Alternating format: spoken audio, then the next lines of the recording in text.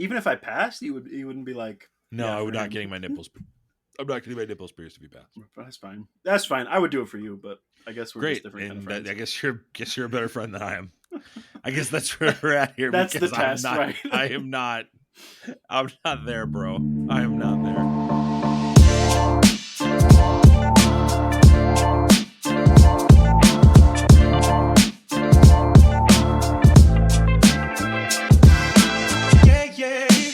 Hey, welcome to the Infinity Bros podcast, the only podcast that is perfectly balanced as all things should be. I am your host, Max Mosier, here today joined by one of the other Infinity Bros on our 6 Infinity Bro rotating cast. It is Jarret Curtis. Jarret, how you doing? Brother, I am great.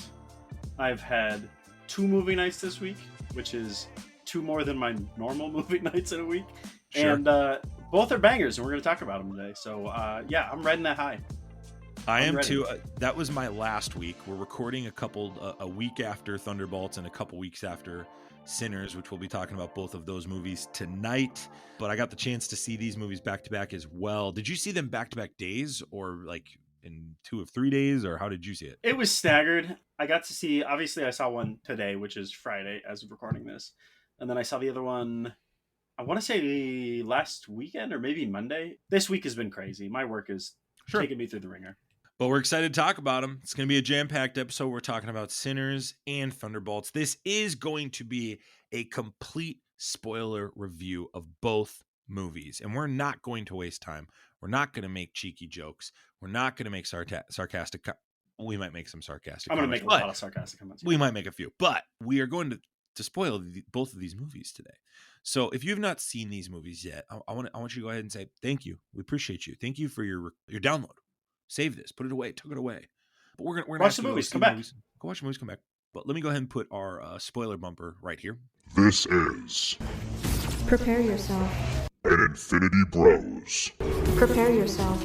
spoiler warning. And then just because we're going to talk about a lot of things today, I want to make sure maybe this is your first time listening to us. You've been looking for a great podcast. You've come to the right place. Yeah. This is an elite spot. This is a good choice. Podcast. I love this for you, dear listener. I'm pretty smitten of this. Yeah. I'm not going to lie to you, Jarret. I like what we're doing here. This is episode 226. So we've been here a while. We've been doing it for a while. Maybe you're a fan of Magic the Gathering and you found out because of Robbie. Maybe you like the sweet, sultry tones of Isaac Edlund. Or maybe you just fell backwards into this podcast. I don't know. I feel madly in love with my boyish good-looking charm. It happens. That's how Max got hooked on the podcast. Happens to the best of us. But let's go ahead and put our rating system, Jarret, right here, just in case they don't know what that is. Here on the Infinity Bros podcast, everything is ranked from a 0 to 6 point scale. 0 meaning horrible, and 6 meaning absolutely excellent. If all of the Infinity Bros rank something a 6, it gets an infinity step. All right. So we're going to go ahead and start with Sinners tonight. Sinners released several weeks ago, directed by the Ryan Coogler. Was thinking about this, Jarret, in previewing this movie. Has Ryan Coogler made a bad movie? Give me a list of his, because obviously we know the Black Panther films, Creed, this. Right.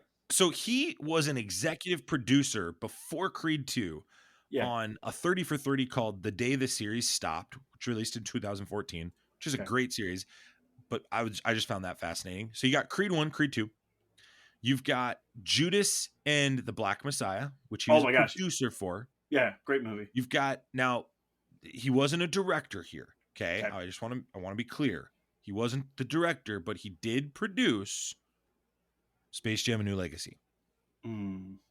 Yeah, that's a miss.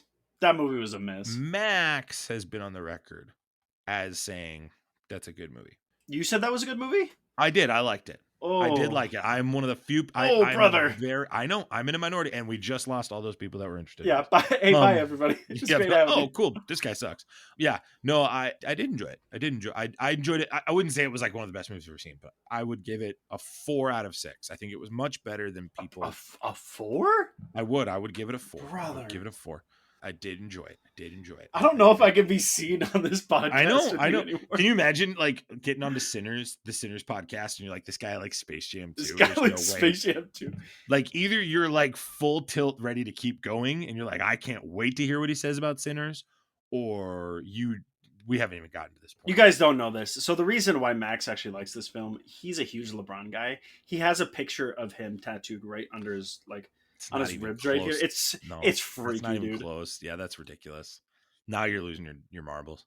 Creed 1, Creed 2, Fruitvale Station, Black Panther 1, and obviously Black Panther Wakanda Forever.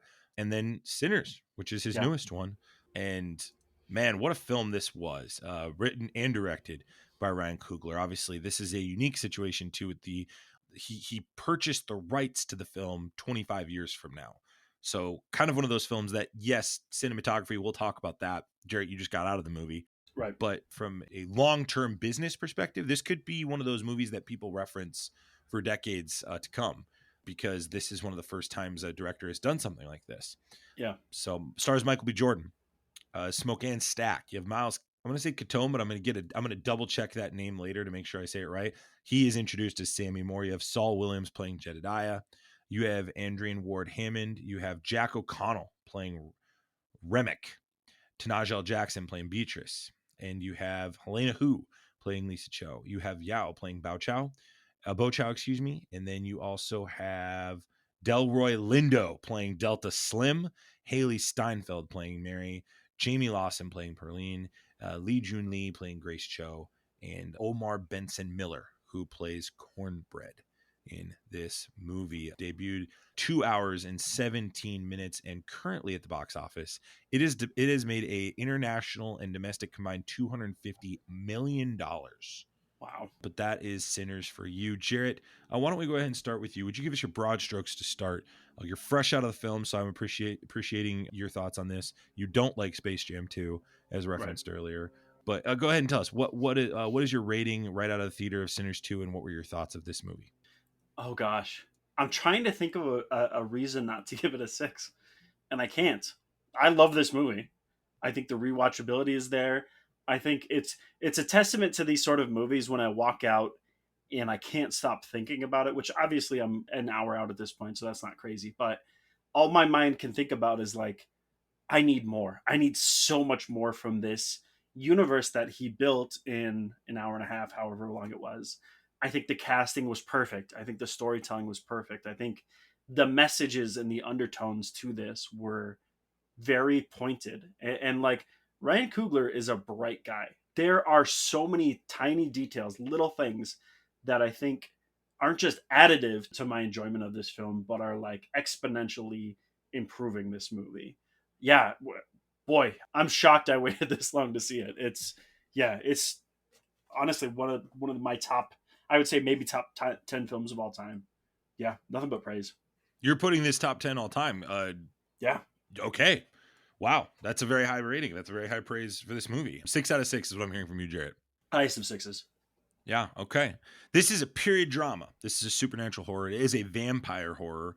I'm reading some IMDb things here, but sure. I would add that there's an action element to this, especially in the third act. For me, yeah, I have really wrestled back and forth with my rating on this too, Jarret, because I really don't like horror. Let me start there. Let me give that caveat. I'm not a horror fan. I went to this. If you tell me it is a vampire movie starring Michael B. Jordan, I'm going, okay. But I'm probably waiting till it comes to streaming service to give it a shot. But what brought me to this movie was Ryan Coogler, because I asked the question earlier, has Ryan Coogler made a bad movie? I didn't even end that turn, but no, the answer is no, he hasn't. He hasn't directed a bad movie. Okay, I'll give you that. And directed a bad movie is what I'm saying. And he has my full trust. And man, I got to tell you, Jarret, there are movies you go see that are fun movies that you're like, that was a good time. I'm really glad I went and saw that. And there are movies that you go, I can't stop thinking about it. This is one of those generational movies. There are scenes that you're like, I'm going to walk into future AMC cinemas down the line, and I'm going to see pictures of this scene that I just saw. That's what this movie was to me. This is one of the greatest horror movies ever made. Yeah. I think this is going to go in the pantheon of your Freddy Kruegers, your Jasons. I think this is a really important film for the commentary of today, culturally. I was telling a student, I work at a college as a campus pastor, and I I was telling a student, I said, one thing that I really appreciate in this era of film is watching Ryan Coogler and Jordan Peele kind of go at it a little bit. It Yeah. feels like there's this Scorsese Spielberg kind of shtick going on right now with those two. And I feel like we're watching these two generationally just put out bangers left and right. And where Scorsese and Spielberg were maybe making more family friendly things or more like inviting you to the home. I feel like Jordan Peele and Coogler have kind of said, no, we're making this for us. Yeah. And this movie feels like a movie that was made for Ryan Coogler to be expressing a story that clearly has been inside of him for a really long time. So there is, and I am obsessed with Ryan Coogler. I've been watching all of his interviews. I'm trying to be careful because I don't want to spoil too much of Sinners for myself. I mean, it's the storyline is not crazy like twists and turns. There are some, but all that to say, he makes a great point. Every time somebody interviews him, they talk about like how I think there was a line where somebody even said like this movie must have done great in Detroit. And I'm like, oh. So I want to say straight up, me and Max, obviously we're going to talk about this is a black movie, right? Ryan Coogler, this is a love letter to black culture, black history. Obviously, he actually does a good job of paying respects to a lot of different cultures in this. When we talk about this movie, we're not saying this is a good black movie, right? We're saying this is an amazing movie and it happens to be a love letter to black culture, right? So I want to get that off the table right now. Yeah, I appreciate you saying that because that's why I say the Scorsese and Spielberg analogy. Right. Because I don't look at it as two black directors. I just look at it as these are kind of the two amazing directors. Best ones we got right now. Yeah. I think James Gunn's in that conversation for us. There's some emerging ones. I mean, Matt Reeves, obviously, what he's done with Batman recently.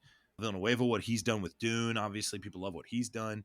I'm just saying those two keep making bangers. They keep they keep putting things out. They're not stopping. That's my kind of parallel to this. For sure. I do give it a 6. I have very minuscule gripes that I'll get into that are more of like my flavor, but it doesn't matter. And here's why it doesn't matter in the long haul. There's a great message in this. I am a man of faith. And I really, really, because a lot of people are like, oh, I bet you hated this movie. On the contrary, I love that the message on the front end of this movie is you dance with the devil, he will follow you home. And that is exactly what happens in this movie. And I think there's some tremendous acting top to bottom in this. I had zero clue what I was getting into.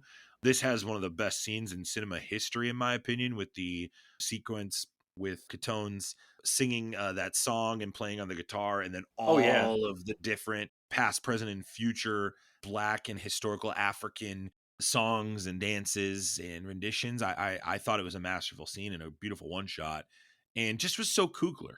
And I was really appreciative of this movie. I also really appreciated the post-credit scene. This is the best non-Marvel post-credit scene ever. I agree. By far, it's not even close. It's what I thought was going to happen in that post-credit scene didn't happen, and it advanced the story. I was ready to leave, and I messaged you. I was like, I feel like there's because they flash stuff as it's going, and I'm like, I think they're doing a post-credit scene. So glad I stayed.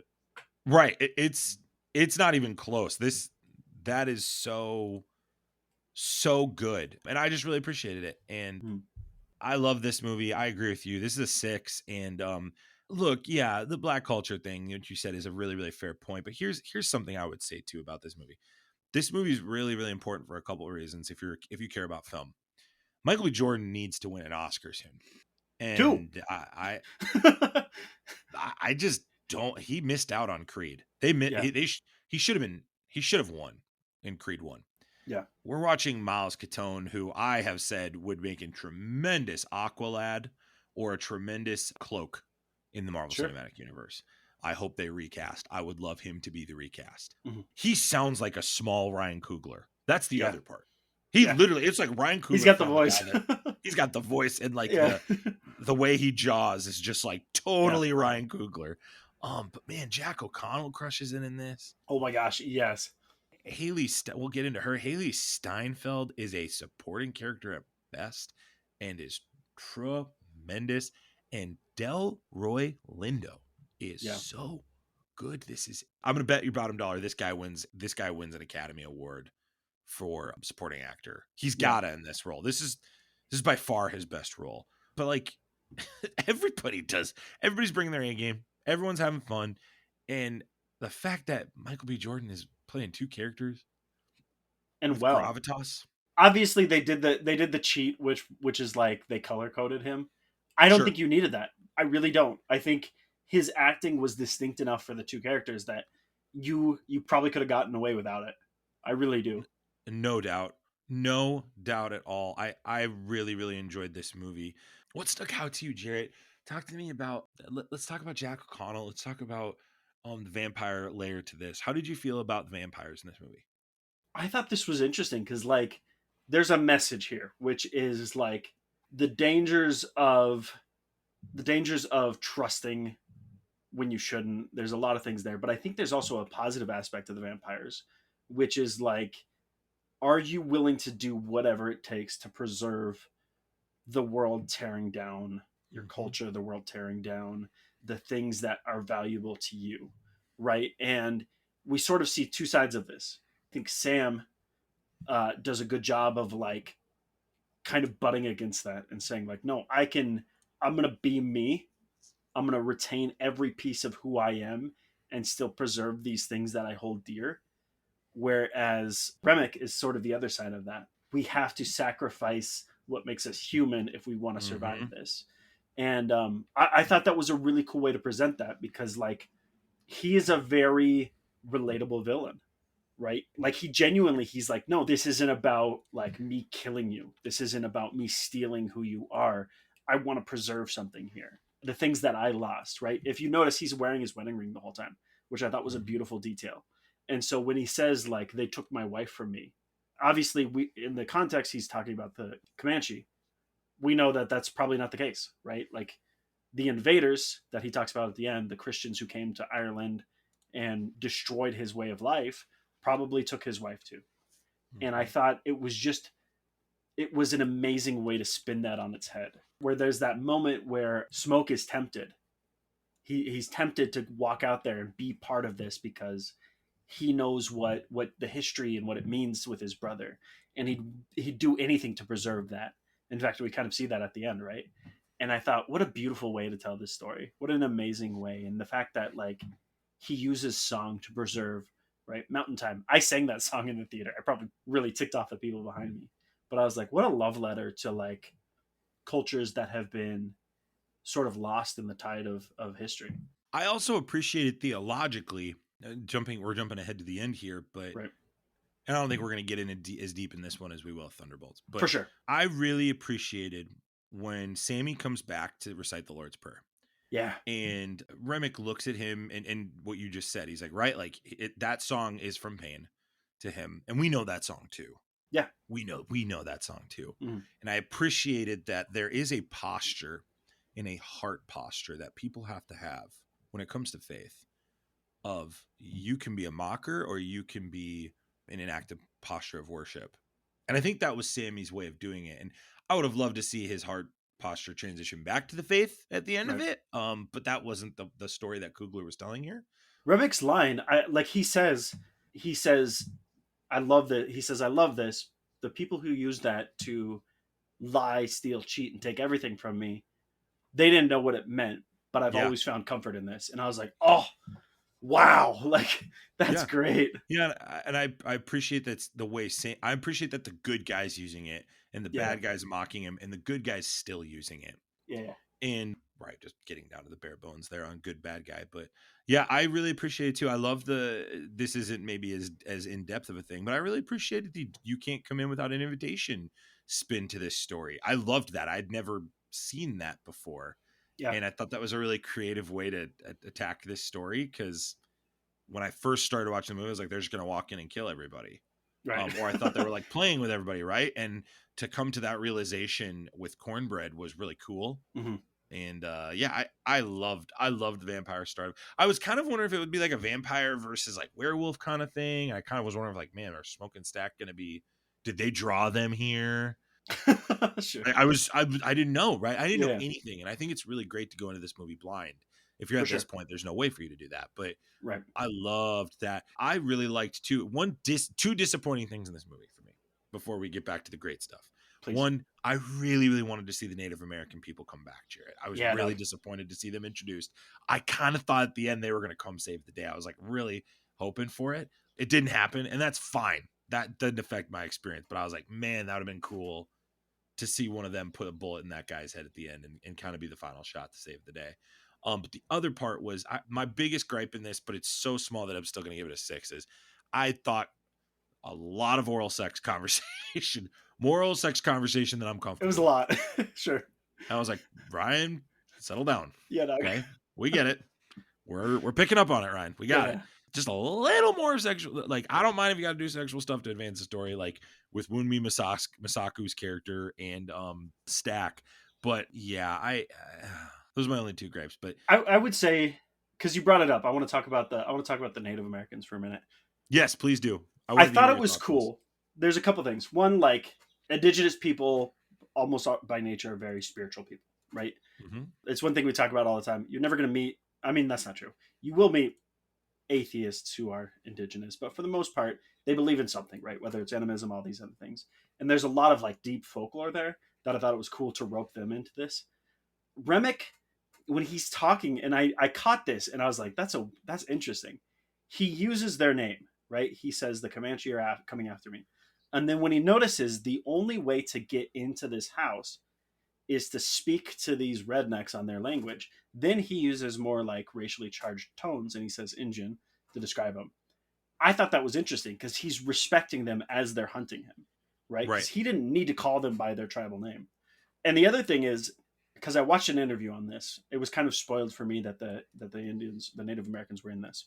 Ryan Coogler said basically, like, there's a history of this, and it's true. Native Americans would go warn black communities about like sundown towns and stuff like that. And if you look at even like a lot of southern tribes, like Porch Creek, a lot of them are mixed indigenous and black because during slavery era and a lot of other stuff, there was a lot of protection that was offered to indigenous people by black communities and vice versa. And I thought, what a cool way to like involve that piece of history into this story. But at the same time, like, it makes sense that they'd be like, all right, we tried to warn you. We're out of here. Like, we did what we could. Sun's going down. You're on your own. Right. I thought that was cool. I thought that was a fun spin. I think it's risky. Again, back to like, look, my context is Campus Pastor, guys. Sure. It's risky to use spirits and things. Yeah. To me, that's a quick way to lose me as an audience member. But I thought they did it well. I thought they didn't beat me over the head with it. And this is what Coogler really crushes, guys. Coogler's great at talking about complex things, using these things as narratives to advance the story versus obsessing over it. Like, you'll watch some horror movies where they will obsess over these MacGuffins or these tools to advance the story versus honoring the story. And something I always say when watching movies is I want a message that enhances the story. Yeah.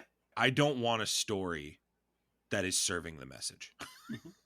I want a message that is fully serving the story.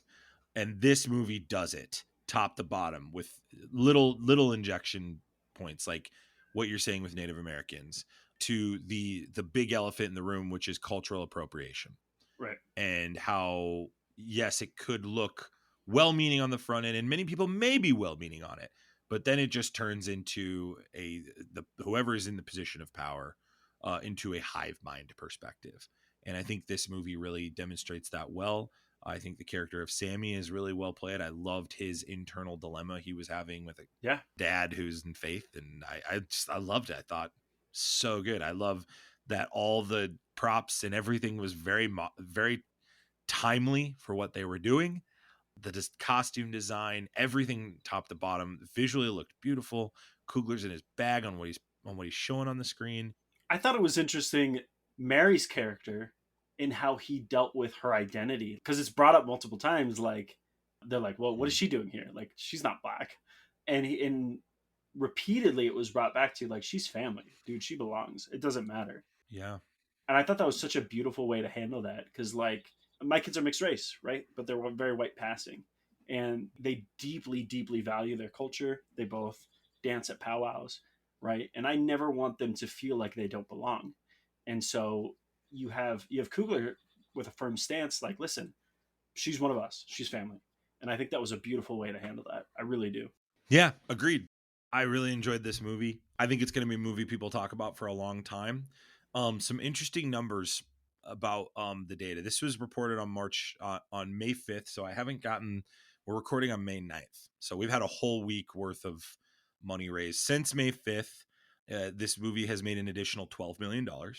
So I'm going to read. This is an article from Dark Horizon. So Coogler's Sinners may not have set the overseas box office on fire at launch, but domestically, it is doing more than enough for business to make up for it. The highly acclaimed film was in second place this last weekend. It's third in release, where it's pulled in a further 33 million domestically. So at the time of reading this, another 45 million. But at the time of writing this article, it was only down 28%, even with all of its IMAX screenings losing spots because of Thunderbolts. It still made $10 million more. That's crazy to me. I wanted to point that out. So it's made a total of $236.7 million. It needed 170-ish to break even. It's done that. Talked about that on the front end, that Coogler bought the rights to this. He will get it back in 25 years. It'll be interesting to see how Hollywood studios do this. What does this mean for the Christopher Nolans, Jarret? Like, what does it mean for those guys? What does it mean for those directors? I think it's going to be really fascinating. Here's the last thing I wanted to make a point of. Box office gurus Gitesh Pandya pointed out that as it stands at the 17-day mark, Sinners grossed more domestically than more recent entries in franchises including Indiana Jones, Mission Impossible, Fast and the Furious, Hunger Games, Transformers, Planet of the Apes, Creed, Venom, Gladiator, and A Quiet Place. Blows all those movies out of the water. Not even By close. the way, none of those movies are hanging with this movie in my ranking scale at the moment. And I'm a shill for Fast and the Furious. People are like, this guy likes this guy likes Space Jam 2 and Fast and the Furious. You're really like dragging your reputation through the mud today. I know, this is a brutal like moment. Poor Sinners having to have those movies in this conversation, but self-deprecating humor is fine. 4 out of 6 too, guys, just for clarity on the Space Jam 2 thing. But yeah, no, I agree, Jarret. I think this movie, unfortunately we got to get to the next topic, but I think this movie is a really, really big success. I think everybody should go see it. I wish more Infinity Bros had seen it. This is an all-timer. Yeah. We always, if this is your first time listening, we do what's called the Stan Lees at the end of the year. It's our award show. I have a really hard time seeing this movie not crack my top 3 by the end of the year, potentially 1 or 2. Sounds like for you, it could be one. It looks like 1 is a pretty safe bet at the moment. I will neither confirm nor deny. It's only May, though. It's only May. And there's time. There's a lot of time. What did you think of Sinners? Let us know at the Infinity Bros Podcast at gmail.com. Follow us on Instagram, like and subscribe on YouTube, all the platforms, all that jazz, Spotify, Apple iTunes. Do we have an address that they could mail to, Jarret? Please don't mail us. At least not me. We'll send Jarret's address. Yeah, love Jarret's notes. Yeah. Dear Jarret, your take on Sinners was garbage. Actually, I would appreciate that. Dear Max, I'll be shut pen up pals about with you. Space Jam 2. Leave Space Jam alone. Please stop talking about Space Jam 2, for the love of God. Okay, Thunderbolts, asterisk. And that asterisk is important. Yeah.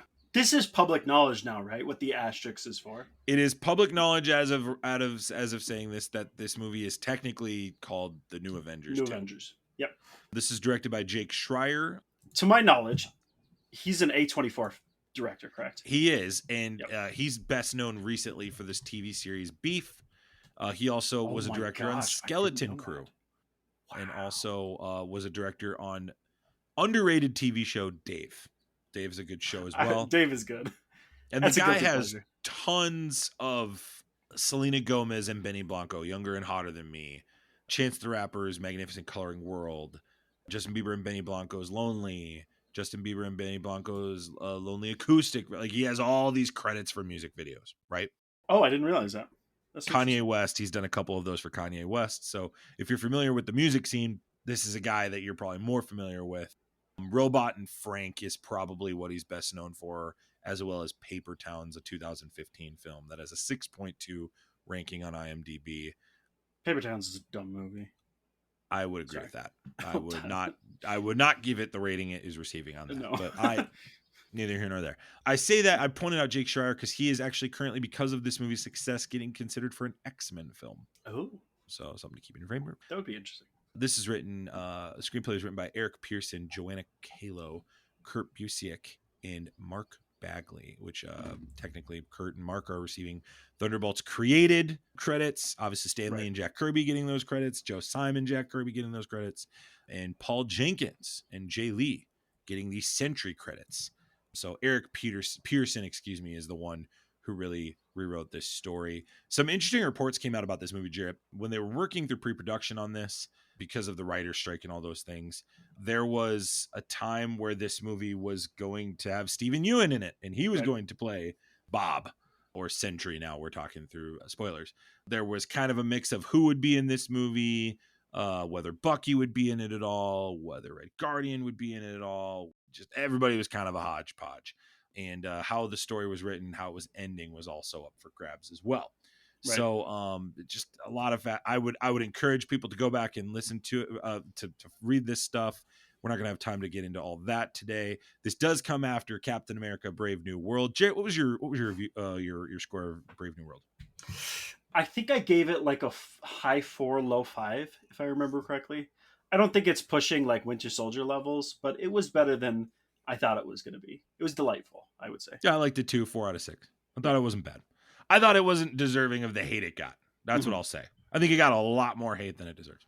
Definitely. 4 out of 6. But this happens directly after that film, and the events of that are referenced at the beginning of this movie. This stars Florence Pugh as Yelena Belova, Sebastian Stan, Bucky Barnes, Julia Louis-Dreyfus, Valentina Allegra de Fontaine, Louis Pullman as Bob, or Sentry, David Harbour as the Red Guardian, Wyatt Russell as John Walker, the newest Captain America, or junior varsity Captain America. Hannah John Kamen as Ava Starr. Olga Kurylenko, who's there for 10 seconds. 10 whole seconds. Yeah, dog. Yeah. Taskmaster. Yeah, we'll talk about that. Geraldine was Viswanathan as Mel. Wendell Pierce as the Congressman Gary. You also had Alexa Swinton as Anya. And that is the main cast, I think, as to talk about there. 2 hours and 7 minutes. This is, I'll get the number installment on this here momentarily. But Jarret, why don't you go ahead and start with you? Give us your broad strokes and the rating of this movie as you start. Yeah, oh boy. Oh boy is my rating. Look, we talked about it. We talked about our Stan Lees. This is, unless something drastic changes, this is going to be number 1 for me. This movie destroyed me. I'm not joking. I cried through this entire movie, and I don't think you could make a better story, particularly for me. Like, I told everybody this that I've talked to. This was a sniper shot directed straight at my heart. Like, you could not hit me more dead center with this movie if you tried. And I loved it. I have not been able to stop thinking about this movie, and I honestly don't think I will. I think this movie is going to stick with me for decades. And I'm saying that as, I'm not saying this isn't a good comic book movie alone. This is a good movie. And it broke me. I've never been the same since watching this. Highest praise. This is the highest 6s out of 6. This is my favorite Marvel movie to date. Really? To date? To date. Wow. I told you. And then, like, I know that's because it's so directly, like, this movie is made, and I'll briefly talk about it, but this movie was made for me right now at this point in my life.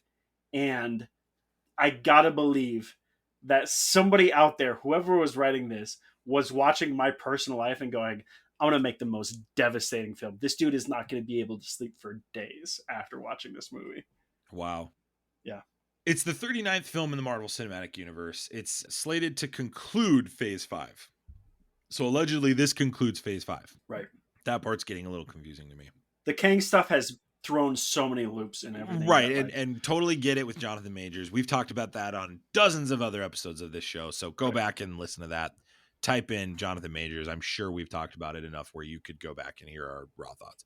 Here's my thoughts. I had to write these ones down because with Sinners, I felt great about kind of going off the cuff. With this one, I felt like I needed to write exactly what I was going to say because of how emotional this movie is. This is the most emotional movie in the Marvel Cinematic Universe since Wakanda Forever. Bar none. I recognize that Spider-Man No Way Home was an emotional movie, but the dark emotions of grief and death outside of Infinity War and the Endgame, but that was a different like grief and death. That was like you're going to be able to overcome it and there's going to be a good side to it. These two movies are hand in hand to me in the like, nope, this is how it is. It's not changing. Yeah. Thunderbolts is not as strong of a story, in my opinion, as people are saying it is. Like, a lot of people are saying what you're saying. And for clarity, I understand why you're saying it's a 6. Yeah. I think its heart is one of the biggest parts of this movie that makes it so special. Right. Where Coogler's Sinners was so special because it was fresh, it was a unique story, and it was so Ryan Coogler. This one is the heart of what people have loved about the Marvel Cinematic Universe. It connects characters that you didn't know you wanted to connect. It tells a story in the bigger picture of the story. And it also does things that I didn't anticipate. Look, this is the heart of Deadpool without the sex jokes. Sure. Yelena is by far the best character to be added to Marvel since Endgame. And she is the star and the correct decision to lead everything moving forward. I would be devastated if she wasn't in Avengers. I understand her capacity is limited to do anything in these Avengers movies, but I'm at a point where I need this whole group in there. Marvel was so smart to put their chairs in here because I can't believe I'm saying this. I want Ava Starr in this movie. I shouldn't have wanted that. Yeah. I thought Bucky's arc was so good in this. I thought Julia Louis-Dreyfus was not as strong of an antagonist. I really just didn't feel that way in this one. She was her stuff is so like, I get the need for it. She's kind of just there to be there, right? Because they teed her up and then they're like, all right, we got to find a way to work with this. I forgive all that. I agree with you though. Totally. Not a strong performance here. No, not from her. I'm just broad strokes in it right now. Here's what I'll say. Yeah. Bob is a 6 out of 6. I loved everything with Sentry. Yeah. Couldn't be more thrilled with this character being in the MCU. I recognize the problem that this poses, having an all-world character. But this is like the opposite problem of Secret Invasion that introduced this super crazy character that was so strong. Bob can't be Sentry all the time because of his emotional health. And we'll get into those in a bit. He can't be that. And he also needs to prevent Void from coming out. So he will always be an internal conflict. So he's going to be this, forgive my potential Freudian slip here, but doom switch. This is always going to be something here in this universe. And I hope they play with it more. This is the underrated piece of this movie is John Walker. Yeah, dog. He is so great in this. And he makes Captain America and the Winter Soldier TV show way better. Yeah. He's a fan favorite. Yeah. I would love to see him die in this next Avengers movie, saving somebody. I hope he gets a redemptive opportunity to be Captain America. It will be exactly what we need in this next movie if he dies saving somebody. I went back and watched Falcon and the Winter Soldier specifically because of this, and his lines land so differently now. Like every time he mentions like, I'm not good enough, they weren't even super soldiers, I'm screwing up. And like his line to when he first meets Bucky, he's like, I'm not trying to be Steve, I'm just trying to give people a Captain America. And like at the time we were all like, that's so douchey, dude, like you're not him. Now it's like, dang, like he's struggling with that imposter syndrome through the whole series, and you see it play out in this. Yeah, brilliant. I want a John Walker versus evil Captain America. There's been rumors of like Hydra Cap. Give me John Walker kicking the crap out of a Hydra Cap played by Chris Evans. Give it to me. I'm in. I will cheer for him. This movie did that. This is so hard for me, Jarret. This is one of the hardest rankings I've ever given. I'm going 5.5 out of 6. Here's why I'm going 5.5. I love this movie. That's a good rating for a Marvel movie. But I felt the story was clunky in the middle. I think all the characters make up for it. Here's the biggest sin that, and this isn't even on this movie, but I'm just getting to a point with Marvel movies where I'm like, unless you plan on connecting to the greater thing, you got to either stop making content that says it's in the universe, but where the heck's Daredevil and Spider-Man? This is back-to-back projects now. Where's the mention of Wilson Fisk? Forgive me for the spoiler here of Daredevil, but there's some major things that just happened in Daredevil that affected the entire city of New York. Yeah, we're in New York when all this goes down. You cannot put this movie in New York and do what you just did in Daredevil without a mention. Give him a room. Give him a room in the void. Like, I gotta see something. I'm disappointed in that. And I am holding this movie accountable for that because this is the movie before Fantastic Four. We'll get into that. Also, what they decided to do with the new Avengers, they kind of made their bed with that.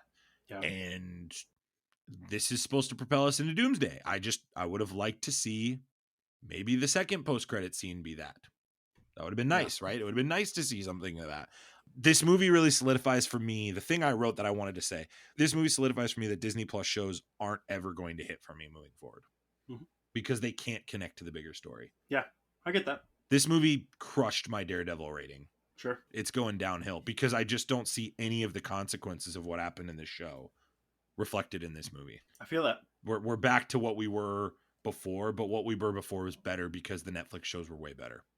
I feel like they're going to try to hand wave it and say like Thunderbolts is before, but that doesn't really make sense either. None of it makes sense to not even, and I'm done with it. So I'm going to 5.5 out of 6. I really enjoyed Thunderbolts. Jarret, I've spoken enough. Like, kind of walk me through emotionally what stuck out to you. Like, would you like to talk about Yelena and her relationship with her guardian? Would you like to talk about John Walker? Or would you like to talk about Bob? Who would you like to start with? I'm going to hit a lot of things here. I'm going to be kind of raw. I feel like we're at the point where, what did you say, 217 episodes in? Yeah.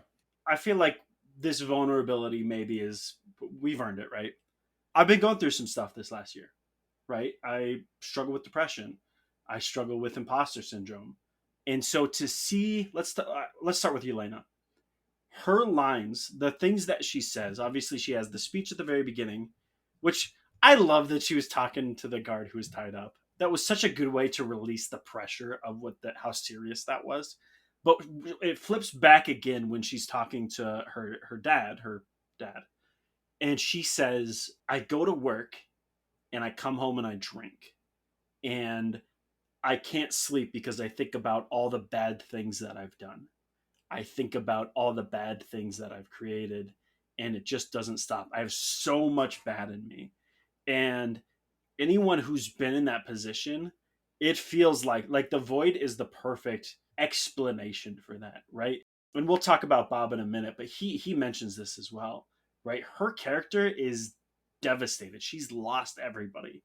And as somebody who's been in that position, dude, I've never found a more relatable superhero where it's like, I have a hard time getting out of bed in the morning. And the message that resolves at the end, I think, tells a lot about like sort of how people get through that, right? And we'll talk about that more later. But Yelena's struggle is real.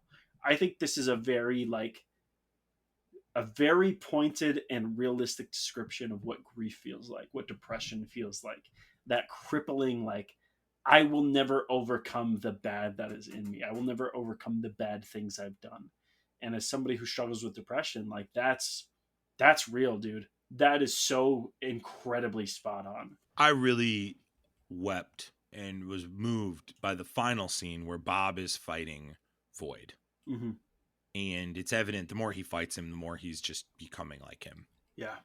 And the friends pulling him back, overcoming obstacles and physically pulling him out of that while the message of you're not alone is there is so good. So good. Our first introduction to Bob in the pit when he goes, leave me behind. Right? Yeah. He says, like, you guys go. I'm gonna die here. And like that's okay. Right. I've made my peace with it. I've been suicidal. I've been both literally and figuratively I've been at the end of that rope. And you guys know them. You love them. They're the Infinity Bros podcast. These are the guys that pulled me off of that cliff. Right? I, like Bob, I know what it's like as a child to be terrified of your parent. Right? I've been through that. And I think the resolution of that story, how it comes full circle and says, like, it doesn't go away. The void is always there in you, but it's a little easier. That step is a little easier to take every day. I think God, this is, for those of you who don't know, Max is my best friend. The reason I am alive today, this is not an exaggeration. Max is a big reason why I'm alive today. And I think the fact that they were able to portray that in a way that to somebody who's lived it, it's beautiful, man. Like that's why this will forever live on in my head as like one of the best movies, because it gives you hope, right? That there's always somebody out there to carry you through those dark days. And like a lot of us, myself included, would want to stay in the pit. We'd want to stay down there and just call it quits. But I have somebody like you. I have a Yelena in my life who's like, I'm not giving up on you. Like, I'm not letting you become the void. I'm not letting you give up on all this. And I thought that was such a beautiful way to handle that. Well, I think too, the other thing this movie does well is because the new Avengers thing at face value is a bit of a weird choice. Mm-hmm. It kind of is a parody of what Captain America Brave New World was. Yeah. People are like, not my Captain America, right? Like, Sure. they're kind of saying that crap, or maybe with even dating back to John Walker in the response to that character through memes and making him look like the character from Up. Right. I think one of the messages that this movie makes is not just that keep going, it's have purpose. Yeah. And so to see these new Avengers have purpose, and to see Bob's purpose literally be, no, and this is from the comics, guys. This is straight from the comics. Yeah. The Sentry deals with holding back the void constantly. It's like that's a major plot point. Yeah. Yeah. His whole role is that. And like it's revealed like that he was best friends with Reed Richards. It would not surprise me at all if they flip this universe upside down using the void. Like, it wouldn't surprise me if part of the damage control long term here for the story is the void just restarts everything. Yeah. I've been on record of saying he could be the molecule man of this whole thing. Sure. I still hold to that. I think Doom is coming for Bob. Yeah. And I think that's what's going to give this team purpose in Doomsday. Jumping ahead, forgive me. But I think the purpose arc is really important. It's an underrated piece of the story. And for anybody that'll be like in Jarret in this story, pause real quick. We're talking movies, fun things. Yeah. If you're in that situation, say this is Jarret's referencing here. Seek help, get a friend, suicide hotline, go to a pastor, go to an educator, go to a work friend, go to HR, go to a neighbor, go to somebody. Find somebody you can seek assistance and help for. Because there is hope. There is purpose. And I agree, Jarret. I think that message was a home run in this. And this is the most A24 film of all the Marvel movies. Yeah, they leaned into that early, and it was evident. I loved how it takes all the Avenger narratives and turns it dark. I kind of was hoping it'd be the Dark Avengers, not the New Avengers. Sure. That would be another small gripe I'd make. I think this is more of a Dark Avengers arc anyway with Sentry in there. I also think like the opening, you referenced Yelena's opening arc line. That fight, I want to go back. I could be crazy here, but I think that's pretty much the same choreography as Black Widow's first fight in Iron Man 2. Oh, sure. I would love to see a frame by frame of both those. It wouldn't surprise me if they did that, but it's all dark because it's Yelena. Yeah. I really wonder if that was like beat for beat. I'll be interested to see if that pops up. She does do kind of like the leg flip thing. You know what I'm talking about. Like, yeah. Yeah, she did it at the end. That's interesting. She did it at the end, yeah. I was watching it the whole time and I was like, this is a shout out to Iron Man 2. Yeah. This is a total call out to Iron Man 2. But yeah, Jarret, I agree. I think people kind of were dogging Bucky's arc. I thought Bucky's arc was great in this. Yeah.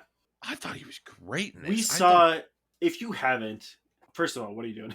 Go back and watch Falcon and Winter Soldier if you haven't yet. His mental health crisis throughout that whole thing, where he's like, I can't trust myself. Mm-hmm. I don't want to be this person. I don't want to be the Winter Soldier anymore. He's like practically begging. And his line where Sam says to him, he's like, why does this matter? Like, because if he's wrong about you, then he's wrong about me. Yeah. And so when he's telling, what's the assistant's name? When he's telling Mel, he's like, I don't do that anymore. I'm not that person. And he's like practically begging her not to rope him back into this. He's terrified. He's terrified of the things that he's done, of the blood on his hands, in the same way that like every other person in the story is. But he's like, I'm still the kind of person who will do what's necessary to protect people. And yeah, I think people are missing the point. I think people are completely missing it. Agreed. If you didn't watch the show, you would, I guess, because you didn't see the struggle that he went through. And I think Lewis Pullman playing Bob was such a great, like with all due, I was pretty pumped when we heard that Stephen Yeun was going to have this role. He's a great actor, for sure. With everything going on with him too, with Invincible, I'm glad he's able just to stick with that. That should be his superhero shtick. Lewis Pullman killed it. 6 out of 6, my favorite character in this movie. Yeah. And there's a lot of characters I could pick. Can we talk about Red Guardian, Jarret? Please. I mean, I gotta tell you, David Harbour So good in this. Good in this. I really liked him. I loved, you talked about the line earlier from Yelena where she's talking about drinking and sitting on her phone and not being present in life and regrets, and him pulling her out of it was so masterful work. The scene where he saves the little girl, Jarret, and then the little girl disappears. That was heart-wrenching. It was the same feeling I had in Infinity War when Bucky fell down. Yeah. I was like, oh my gosh. Oh, gut punch. And then to watch him mourn over his perceived death of Yelena, David Harbour did not mail this, and none of these people, absolutely nobody mailed this in. That felt so real. Like at this point in the movie, guys, like full disclosure, I'm like snot rolling down my face. Sure. My body is shaking from crying so hard. And that pushed me right over the edge. I wanted to just give David Harbour a hug and be like, where is this acting coming from? Because that was not like, you were not just reading a script at that point. Yeah, and I really appreciated how, just kind of talking the Void, like how the Void really was able to hit everybody's dark sides of their characters. Yeah. And to watch them wrestle with that when they were in that Void world after that sequence. Yeah, man, I mean, some great acting in this. I wanted to make sure I gave him that. I thought Ava Starr was the weakest character in this. Yeah. I know there was one in the original scripts. Bill Foster was maybe going to have a bigger role in this movie. That's interesting. To connect Ant-Man a little more. I think that might have been cool, but I'm glad she's in it. But even like with her power set, I felt, and another reason my rating's so low, I'm like, I felt like she could have done more than she did in this movie. She's kind of just there, which I fully agree. And I felt like in Ant-Man, in the Wasp, I felt like she was better than that in that movie. That's what I'll say. I'm with you. She did a lot more, and I think they kind of nerfed her for the sake of the conversation. Man, that Sentry fight, though, buddy. That Sentry fight was real. I have never felt more hopeless in a Marvel movie than Sentry. Like, it is evident that this guy is stronger than anybody they would have. And to watch him come to the realization that he was a god compared to Valentina Allegra de Fontaine was a brutal, brutal moment. And then to watch him turn into the Void was crazy. I don't have firsthand experience with this, but I do have secondhand experience with people who struggle with bipolar. And that is bipolar personified, right? That in your manic state, you feel unstoppable. You feel godlike. Like you can literally do anything. And to go from that to the Void, yeah, I mean, like, look, somebody knew what they were doing with this. Like, I want to give the writers a hug and be like, I feel you. I hope you're all okay. But he was that power set. I mean, when he's on top or on bottom, whether he's winning or losing the fight with the Void, he's a force to be reckoned with. Here's what's super duper funny about this writer, Eric. Yeah, please. He is the writer for Black Widow. Okay. Meh. Godzilla versus Kong. Okay. Thor Ragnarok. And Thunderbolts. Like, what happened? What happened, dude? Bro, are you okay? What happened? Did something happen in the last 1,000 days? Like, what happened? Oh, gosh. Because even further back, he was an executive story editor for Agent Carter. He did all the Marvel one-shots. Oh. He went through some stuff between... He did... He was on the screenplay for Transformers 1, which a lot of us liked that movie on this podcast. So, I don't know. I don't know if, like, he's kind of had a, like, new... revival a little bit. The Black Widow thing is interesting. This movie does enhance Black Widow. I don't think it makes Black Widow like amazing to me, but it enhances it. It makes me want to go back and watch it. But so did Hawkeye. Sure. Yeah, man. I don't know. I think this one might have been a happy accident, is what I'll say.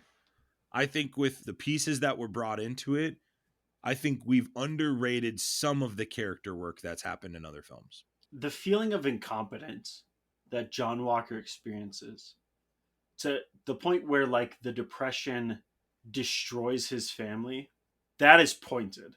That doesn't feel like a happy accident, and I feel like it makes... That's fair. In the same way that Black Widow is now a different movie. Again, this makes Falcon and the Winter Soldier... That TV series is in a completely different light now for me. I will not be able to watch it the same way. And Yeah, to flip a character that like, I mean, we all kind of agreed like this dude sucks. To now like, well, and he's I'm gonna defend this. I Sure. think we liked him. We liked Sure. the character. We felt like it was a great foil to Sam. Sure. Yes, he sucked, but we didn't. It was more of a like Temu Captain America vibe, not a like. He was deplorable. Sure. Now I watched that series and I can't help but see myself in his shoes, right? Yeah, the imposter syndrome, the trying to be this person that you're not, and letting the pressure literally break him to the point where he murders somebody in front of everybody. The writer must have gone through some stuff between Godzilla versus Kong to this, because goodness. Well, and I mean, Ragnarok's not a bad movie, right? I mean, there's some good stuff in that movie. Yeah, it's just super interesting. This writer is fascinating.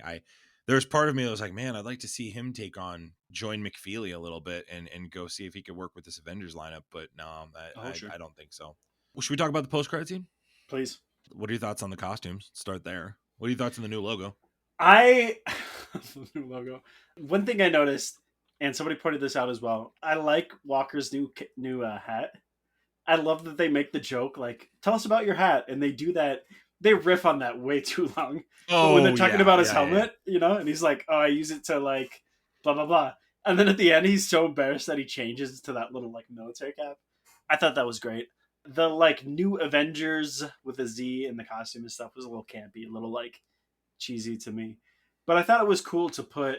You could see the conflict in Bucky between like he wants to be something.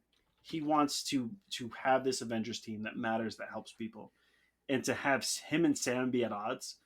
You can see the pain in that, right? When he says, "I talked to Sam." Yeah, I was like, wow, what a cool way to handle that. They're definitely going back to the well with the Civil War conflict. Yeah, definitely going back to that war. That well, excuse me. Did you see the Avengers logo looks eerily like an inverted 4? Oh no, I didn't catch that. But yeah, so if you kind of look at it, it looks like an inverted 4. There's some people claiming that this will be Marvel's way of giving the Fantastic Four the new Avengers building after Doomsday. Oh, it does.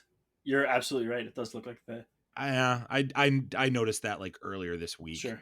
I didn't notice it when I watched it, but earlier this week I noticed it. I think it'd take a little bit to notice it. Did you get spoiled during the credits, Jarret, of the Fantastic Four?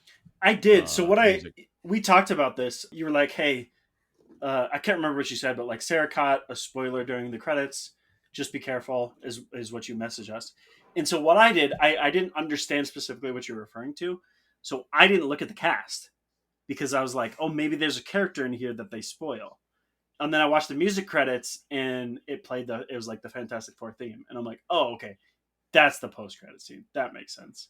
And I thought that was cool. I thought that was a cool way to introduce them as like this extra dimensional, which makes me think again, we're getting, what is it called? The End? Is that the run where like everything collapses before? Yeah. And so we have this extra dimensional incursion. I fully believe that we're getting the Illuminati. I don't know what that will look like, but I think we're getting the new Illuminati. Like that's the villains. That's the other team that they're up against is an Illuminati. Right. I think the Illuminati is pulling the strings, and they're going to be. Look, this is a long shot. I think the Illuminati is going to try to kill the Fantastic Four because they don't want to risk. And this is a big thing in the comics. The Illuminati tries to kill other dimensions to keep the multiverse from collapsing, and I think that's a good way to make Robert Downey Jr. the villain, right? Is like he sees what's coming, Doom knows all, and so he's going to start killing multiverses in order to try to preserve his. I think that's a brilliant way to handle it. Jarret, that's a really interesting idea too, because then you can pull in Chris Evans as evil Cap. Mm-hmm. You can recast T'Challa. You can get a different Namor. Yeah. Maybe a Doctor Strange. Maybe you pull. Yeah, that's super interesting. I haven't thought about that as a thing. Get our like Darkhold corrupted Doctor Strange, who's willing to bend the rules if it means preserving the multiverse, right? Because he did that. He used the Darkhold to try to stop. He did. You're right. The collapse of the multiverse. I think you get these like what were once heroes are now willing to do whatever it takes, no matter the cost, no matter the lives lost, to preserve their universe. Yeah, maybe they just go old school Avengers cast. Maybe they just wipe the slate clean with everything we're talking about and just say, nope, it's Downey and the old school Avengers cast, and they're all evil. They're gonna kill everybody if it means saving 616. It cannot be Captain Carter, guys. I can't do another Captain Carter thing. I can't. I don't have it in me. I like Captain Carter as a character. That's a cool thing, but stop trying to make fetch happen. She's not the main one. She's not the main character of this story. For sure. If they want to make Krasinski one of the Illuminati, you want to make Chris Evans, you want to get the old Black Bolt actor from the TV show. I can run with that. Anton, what is his name? Yeah. You want to pull Denzel or someone into that Black Panther role? I'm cool with that. Not to get us off track too much, but do we think Blade's happening?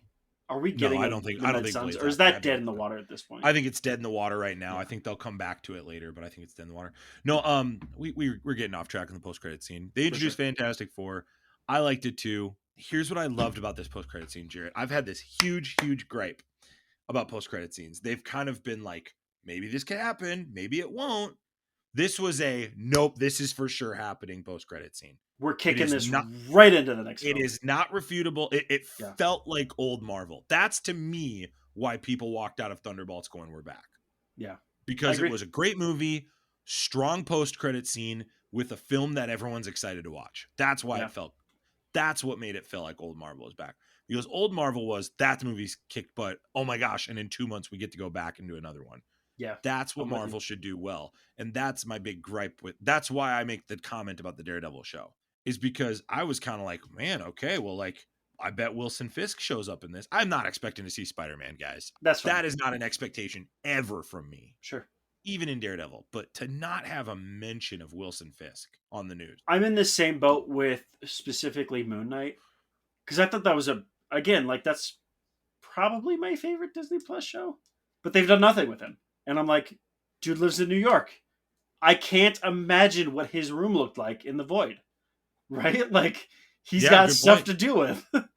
Side note, and this is a quick laugh to relieve the tension of what we've been talking about. If you know about the Sentry, which you should by this point, and you know about Moon Knight, somebody posted a caption, and it's from, I think, World War Hulk or maybe Dark Avengers, I don't remember, where Moon Knight is facing off against Sentry. And they said, 3v3, who do you got? Yeah. Yeah. What a great panel, right? No, I'm with you. And the reality too with that is that's my problem with Marvel. What made old Marvel so great was like what made Ant-Man so fun was it was an okay movie, but then it got fun when he was trying to steal from the Avengers and Anthony Mackie showed up. Yeah, dog. That's what every movie needs it. Every movie needs it. It's a non-negotiable. I'm like, give us the crossovers. I think if you don't give me a strong crossover, like if you give me a half effort crossover, I'm not in. I'm just not in. And I think that's a non-negotiable. You have way too many characters to not do that. 2 seconds. You give us 2 seconds of Fisk or Moon Knight or somebody post Void, just with a single tear running. Like, that's all you need, and we're satisfied. I agree. I think to me it's Fisk. Yeah. I get wanting Moon Knight. Or say Moon Knight's part of a different universe. Like, I'm cool with just saying they live in a different universe. Like, it's totally fine, guys. But, oh, man, it's just, brutal. But what'd you think of Thunderbolts? Email us, fidybrospodcast@gmail.com. Message us on all the socials. Send a long, handwritten, old-school war letter style love note to Max. I don't remember your address off the top of my head, but we'll put it in the comments. We won't. That's okay, but we won't. Last call, Jarret. What was your rating of Space Jam 2? 1, 0 out of 6. That movie sucks. There's one good part, which is like, we got Michael Jordan and then watch Michael B. Jordan. That's the only good part of that movie. Michael B. Jordan part's great. Yeah. The Rick and Morty part's great. Yeah. I liked the crossovers. I thought it was fun. Garbage film. That's what this episode is now known for. Yeah. Thunderbolts, not Sinners. It's known for Space Jam 2. It's known for Space Jam 2. Well, thank you, Infinity Bros Universe. Wherever you listened, however you listened, thanks for making us part of your podcast experience. We plugged everything earlier, so you could check all that out. Check out our links in the show notes if you got more questions, and be part of the conversation. We'd love for you to join our Discord and other groups like that. So we'll love you guys 3000. We'll talk to you soon. See ya. Bye. Thanks for tuning in to the Infinity Bros podcast. You can find the Infinity Bros on Twitter, Instagram, Facebook, TikTok, Twitch, and YouTube at The Infinity Bros. You can also check out our website at theinfinitybros.com for links, reviews, and sweet merch. Feel free to send us listener feedback via social media or email at infinitybrospodcast@gmail.com.